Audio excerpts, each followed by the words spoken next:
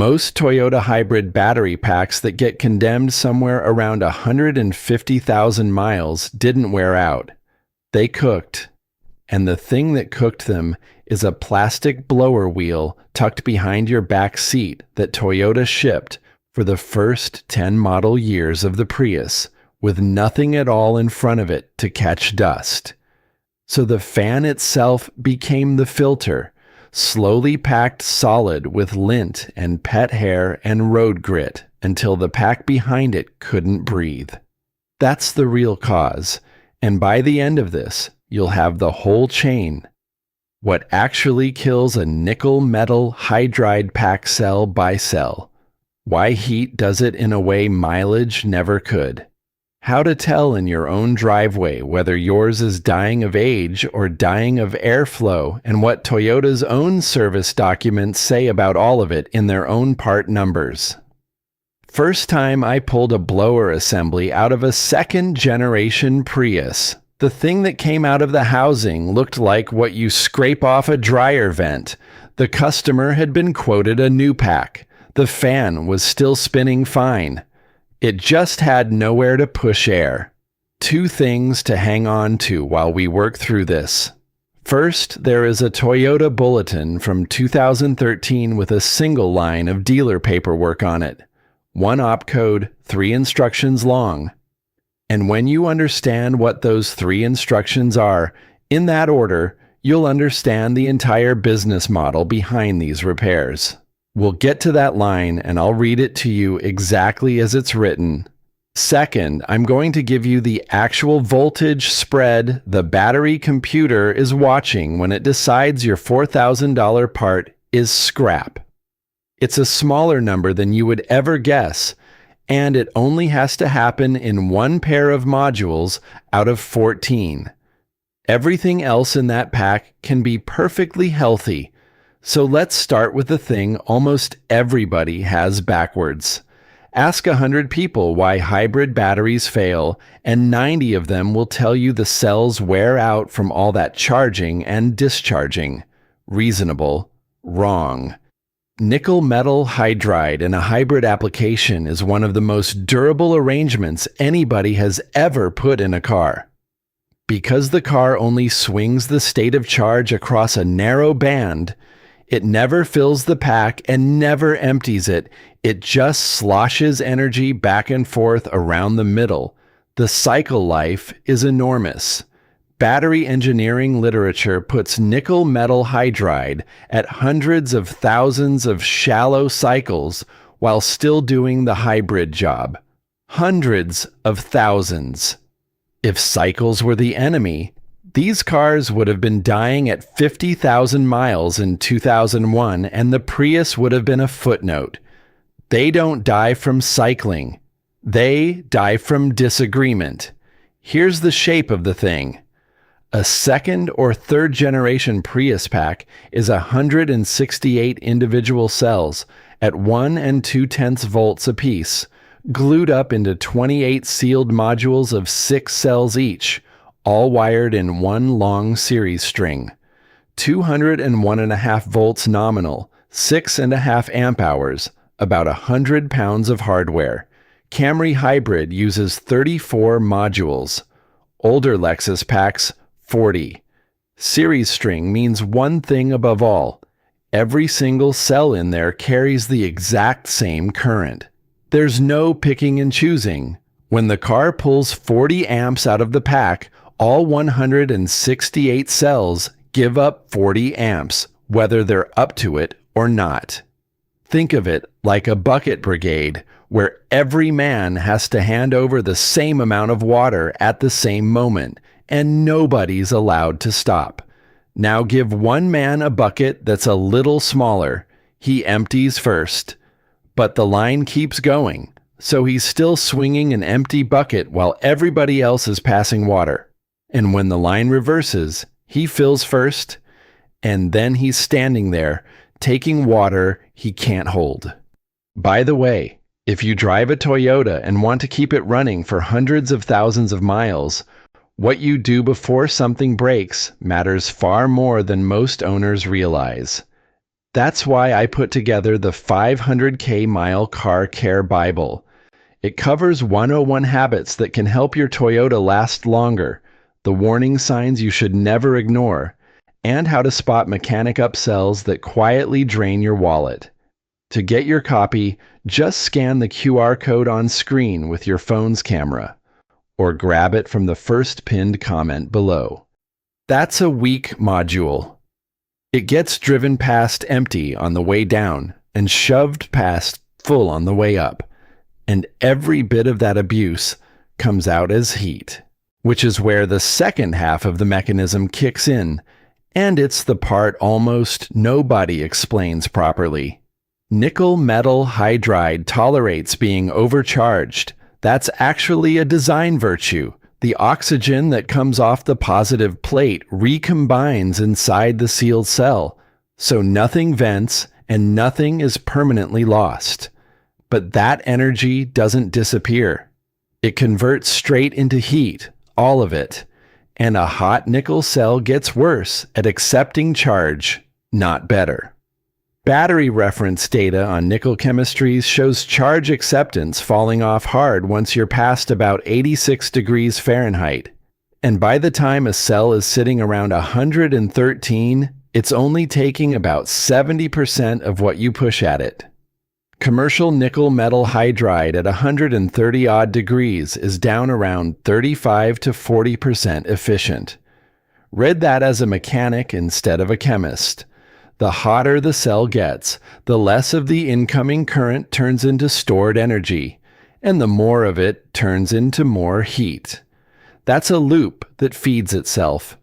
And the cells sitting in the middle of a stacked pack with modules on both sides of them are the ones that can't shed it. Older engineering work on hybrid pack thermal design was blunt about it. Keep every module under about 113 degrees for maximum cycle life, and keep the temperature difference between modules under about 15 degrees, because a spread is what starts the divergence. So the real cause behind Toyota hybrid battery failure isn't wear.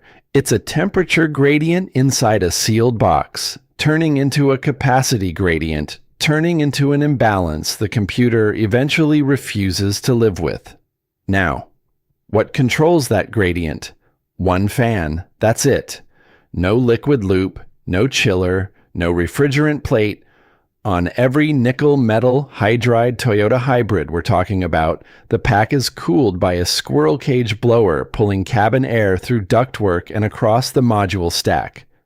Cabin air. The intake vent is a slot in the trim, and on most Prius generations it lives right down by the rear seat on the passenger side, which means the air feeding your 200-volt battery is whatever's floating around the back seat of your car.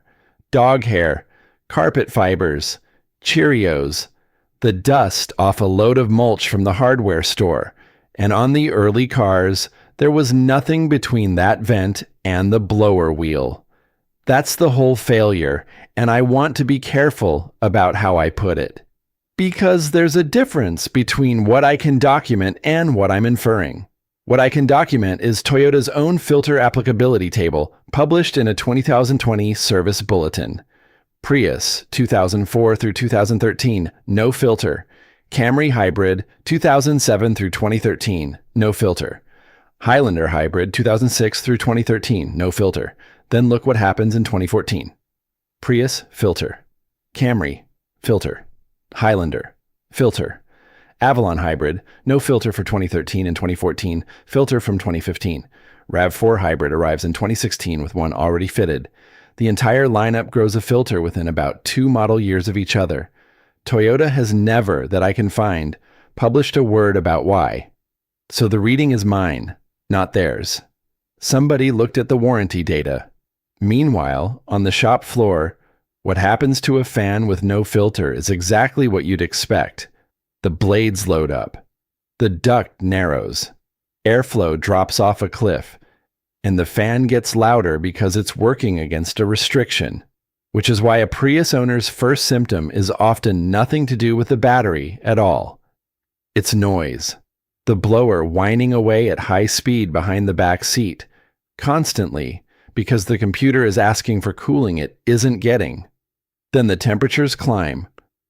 There are 3 sensors in the pack, and the healthy operating band people work to is roughly 77 to 113 degrees Fahrenheit. Sustained readings past 122 are treated by hybrid shops as an airflow problem, not a cell problem. And here's the cruel part, the bit that catches even good technicians. The sensors sit in the airstream.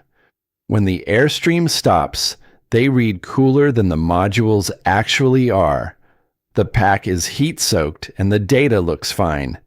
Give that 18 months and the middle of your stack has lost noticeably more capacity than the ends. Now you've got the bucket brigade problem permanently. So how does the car decide it's over? The battery ECU doesn't watch 28 modules. It watches 14 blocks, pairs of modules, sense wire across each pair. That's why the block-specific codes run P3211 through P3024. 14 codes, 14 blocks. Camry, with 17 pairs, gets 17. What it's looking for is the spread between the highest block and the lowest. A healthy pack shows 1/10 to 2/10 of a volt of difference. Hybrid shops treat more than 3/10 under load as a pack that's on the way out.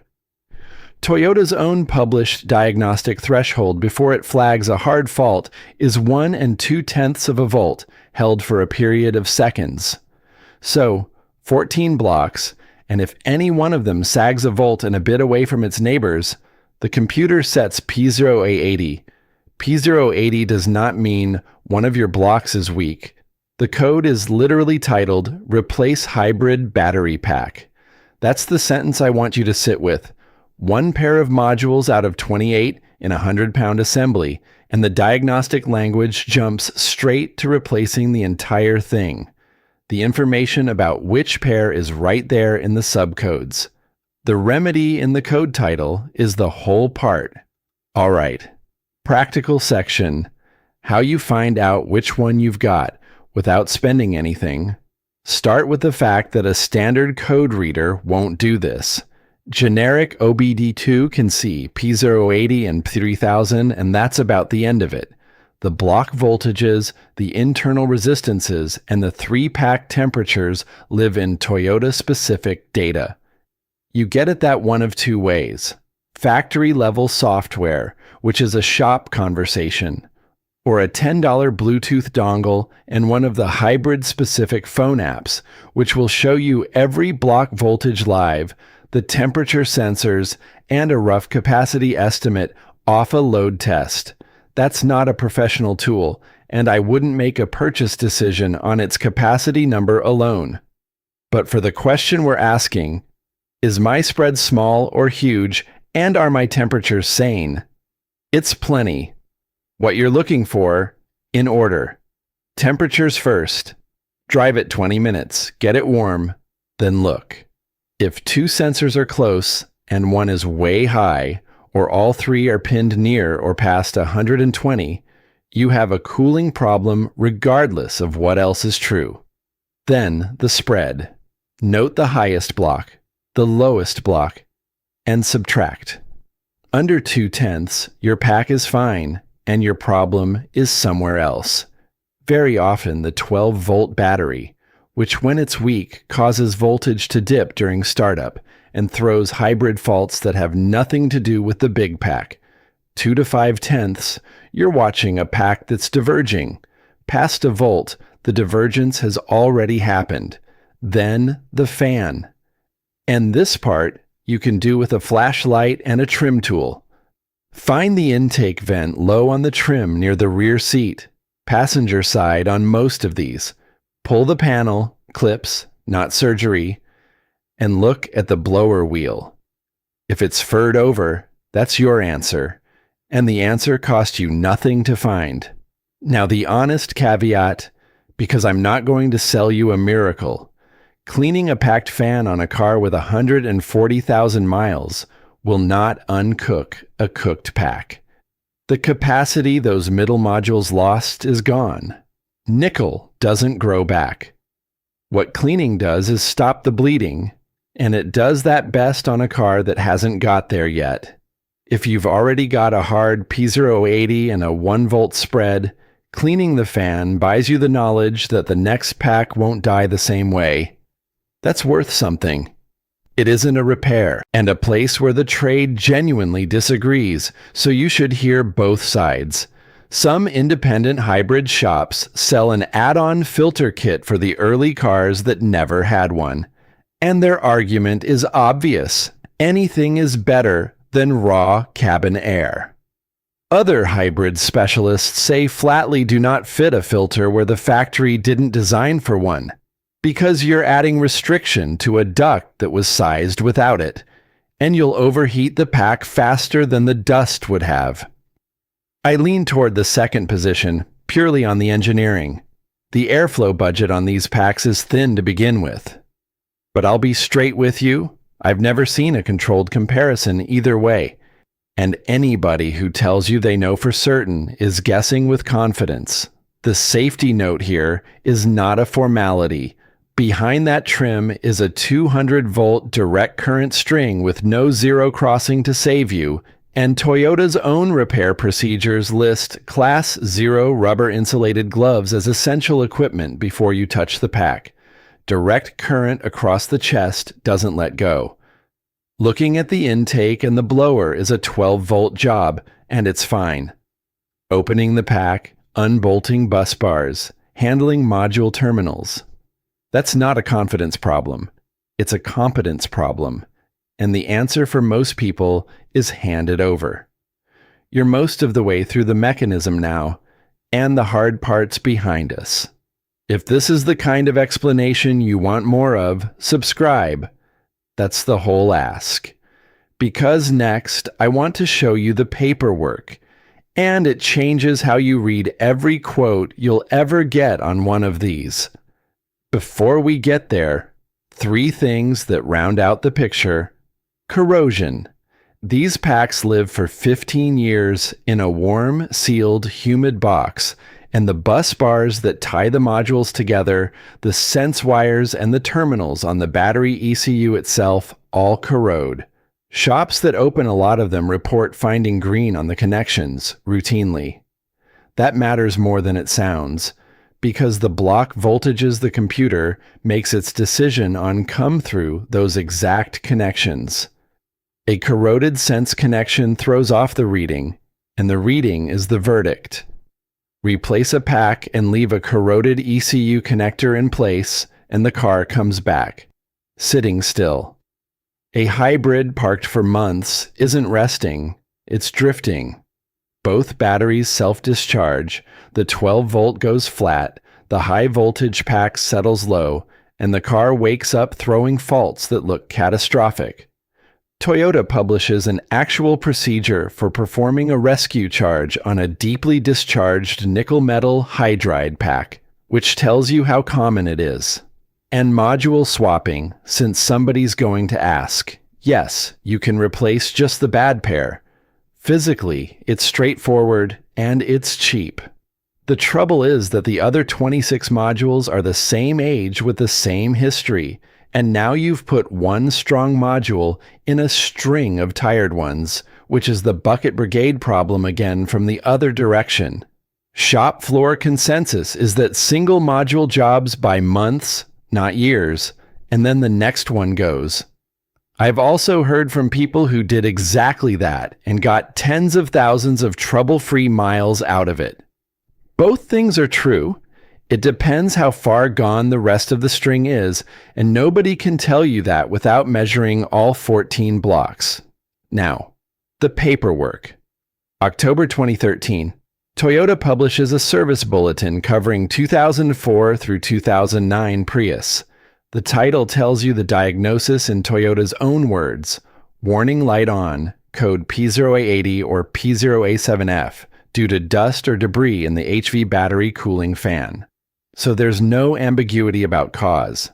Toyota is telling its dealers that dust in the fan sets the battery failure code. Then there's the warranty box, where dealers find the op code they bill against. One code. 3 instructions in this order. Clean the HV battery cooling fan. Replace the HV battery assembly. Install the HV battery cooling fan intake filter. Read it again in that order, because the order is the story. Clean the fan. Fit a new battery. And then fit the filter. The filter goes in after. Part number's right there on the same page, sitting next to the battery assembly part number. It existed. It cost a rounding error. And the moment the labor operation calls for it is the moment your old pack is already on a pallet. That's what you were sold. Not a lie, exactly. A sequence. And you were third in it. Then look at 2020. Toyota publishes another bulletin, this one covering 2004 through 2020 across the whole hybrid line, on cooling system maintenance. It recommends inspecting the battery intake filter every 5,000 miles and running the full cooling system cleaning procedure every 20,000 miles or any time the battery assembly is replaced. Sensible. Correct even. And in the warranty box on that one. Not applicable to warranty. So the 5,000-mile inspection is your dime. Fine. It's maintenance. But hold the 2 documents side by side and do the arithmetic on your own car. If you own a 2004 to 2013 Prius, there is no filter in your vehicle to inspect. The item Toyota now tells its dealers to check every 5,000 miles doesn't exist on your car because it wasn't fitted when they built it, and the maintenance schedule you were handed at delivery, the one that made these cars famous for costing nothing to own, never mentioned the fan at all. There was no interval, no warning, no line item. A dealer quote on a new pack today runs roughly $3,500 to $5,000 installed, and independent estimating services put the average around $4,500. Filters, on the cars that have them, are a few tens of dollars. The knowledge that would have saved you the difference was published to dealers in a bulletin in 2013 and again in 2020. It was never published to you. And here's the part that keeps it from being a conspiracy, because it isn't one. Nobody sat in a room and decided to kill packs. A factory-fitted filter is a warranty cost, a service interval, a customer complaint about fan noise, and a line on a maintenance schedule at the exact moment you're trying to convince a nation of skeptics that a hybrid costs nothing to maintain. Leaving it out was cheap, it was defensible, and the bill for it arrived years later at somebody else's address. Yours. That's not villainy. That's just what happens when the person who saves the money and the person who pays it are different people. You know the sequence now. It won't work on you twice. There's something I like about how this got figured out, and it wasn't figured out in a lab. Nobody had a commercial reason to work this out. The people who did were independent hybrid shops, outfits with a bench, a stack of dead packs, and a spreadsheet, who noticed that the cars coming in with fried batteries kept having fans full of dog hair, and who wrote it down and put it on a website and told each other. There's no money in that. The money is in selling the pack.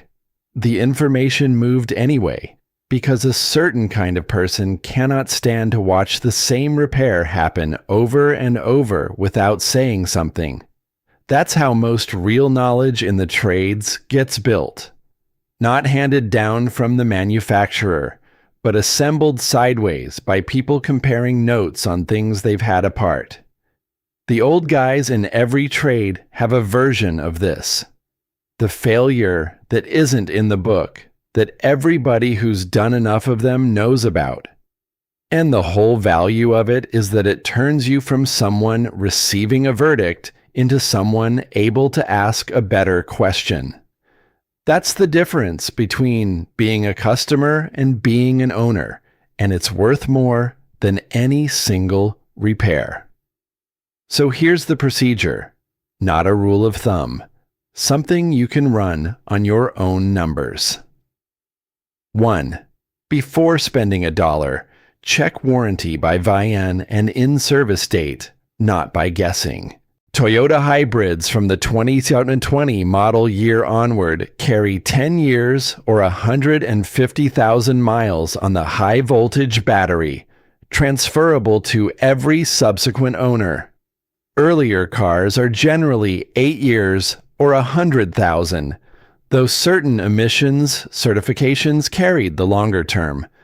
People discover they're covered all the time. 2.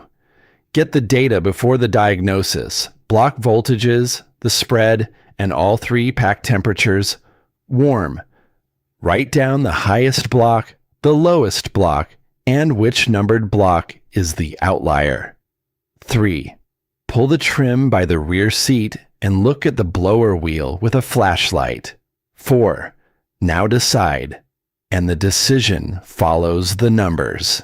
Spread under 0.2 of a volt and the car throwing hybrid faults. Stop looking at the pack, test the 12-volt battery properly. Spread modest, but temperatures high and the fan packed. Its airflow, clean it, and remeasure in a month. Spread past a volt with 1 block clearly out and the fan filthy. The pack is done, and you now know why, which means the next one needs the vent kept clear for the rest of its life. 5. When you're buying, get 3 quotes: a dealer, a hybrid specialist, an independent, and compare them on 2 things only: what the pack is and whether the warranty covers labor as well as parts. A cheap pack with a parts-only warranty and a $300 labor bill each time isn't cheap. Ask about the core deposit up front because you'll be paying it and getting it back. 6. From now on, every oil change, look at the vent. 10 seconds. Keep the towels and the grocery bags off it. Do the flashlight part tonight. Seriously, 20 minutes with a trim tool and a phone light, and before you go to bed, you'll know something true about your own car that nobody at a service counter has ever told you, and you'll know whether you're looking at a maintenance item or a $5,000 one.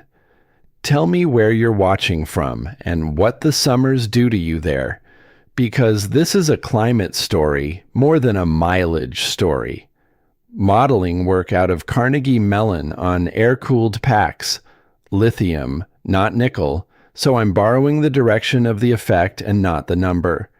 Found batteries lasting something like 70 to 90% longer in mild San Francisco than in Phoenix, and that simple air cooling could stretch pack life by a factor of 1.5 to 6, depending on climate. Nobody publishes real failure rates by region for these cars, which is why I want yours. Your city, your original pack, your mileage, and whether it's still in there.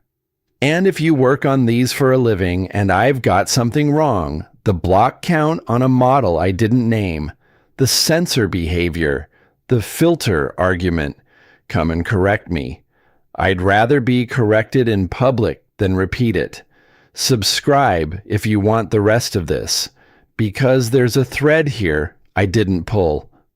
Every time I dig into a condemned hybrid pack, the 12-volt battery keeps turning up in the story, throwing faults that look for all the world like the big pack dying, and I still don't have a clean way to explain how one small tired battery convinces an entire car it's broken.